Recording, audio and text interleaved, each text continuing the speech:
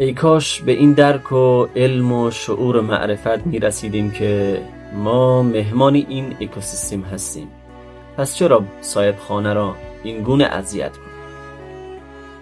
از بدو خلقت، از قرن حجر تا قرن اتم، به نام اشرف مخلوقات همدیگر را کشتیم و بلعیدیم.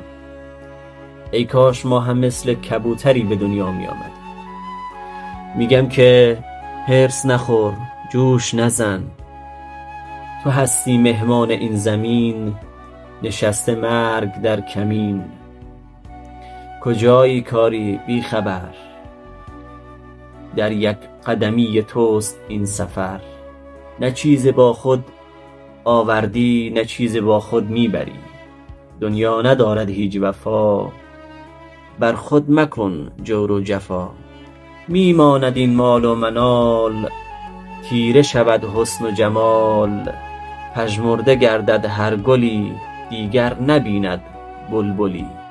وقتی چنین است زندگی، معنی ندارد بندگی.